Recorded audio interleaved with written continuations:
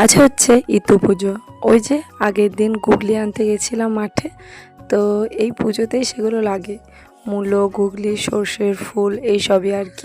এই পুজোটা হয় অঘ্রাণ মাসের শেষ দিনে বা পৌষ মাসের আগের দিন আর কি, যেটা তো সেদিনই হয় এই ইতু পুজো।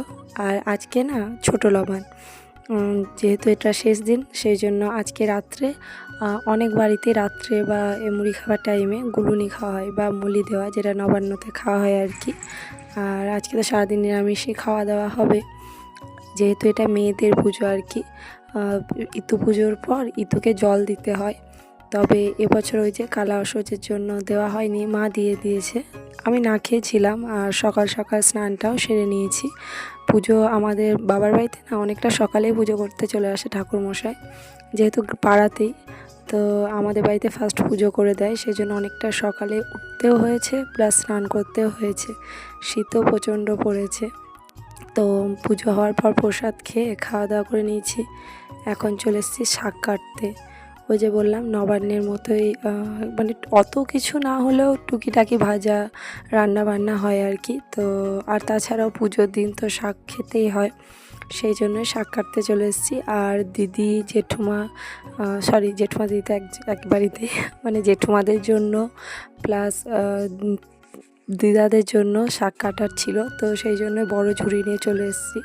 নইলে মাদের অতটাও শাক বেশি লাগে না, যেহেতু মা অতটা পছন্দ করে না শাক। আর পুনকা শাকগুলো না প্রচণ্ড হয়েছে, তো সেই জন্য পুনকা শাকগুলোই কাটলাম। মা ওইদিকে রান্না চাপিয়েও দিয়েছে। আমি শাকটা কেটে আনবো বলেছিলাম বলে শাকটা আগে বাবা কেটে আনেনি আর কি। নিজের বাগানের সবজি কাটতে তো বলেছি, ভালোই লাগে, সেই জন্য এখন বাগান থেকে মোটামুটি যা কিছুই উঠছে আমি কেটে তুলে নিয়ে যাচ্ছি আর কি। কটা দিনই বা আছি, এই কটা দিনে তুলে নিই, তারপর তো মারাই কাটবে মাদের বাগানের সবজি। এবছর না আমাদের খুব একটা সবজি হয়নি, অন্য বছর বাড়িতেই লাগানো হয়, এবছর মাঠে লাগিয়েছে। তো মাঠ তো আর যাওয়া সম্ভব নয়, সেই জন্য সবজি তোলাও হয় না, মানে শ্বশুর বাড়িতে আর কি। আর এই যে সকাল সকাল ছেলে চাউমিন খেয়ে নিচ্ছে, সকাল নয় সকালে হরলিক্স খেয়েছে, তারপরে যে মুড়ি খাবার টাইমে ও চাউমিন খাবো বলেছে ও দিদুনকে, তাই চাউমিন করে দিয়েছে মা। আর আমি বসেছি এখন খাতা নিয়ে, দিন তো আর এগিয়ে আসছে আর কি, খাতা রেজাল্ট দেবে, তো খাতাটা সেই জন্য আমি দেখে নিচ্ছি। খাতা দেখে মোবাইলে নাম্বারটা পাঠিয়ে দেওয়া হবে আর কি। খাতাগুলো একদমই হাত দেওয়া হয়নি, এমন অবস্থা, মানে কী আর বলবো, সবার সাথে গল্প করতে করতে না সময় কেটে যাচ্ছে। তো আজকে দেখলাম না আর দেরি করলে হবে না, যেহেতু আর কিছুদিন পরেই জানুয়ারি মাস ঢুকে যাচ্ছে, তো জানুয়ারি মাসের আগে খাতাগুলো দেওয়ার কথা আমার, সেই জন্যই আমি এখন রোদ্রে একটা চট পেতে বসেছি খাতা দেখার জন্য।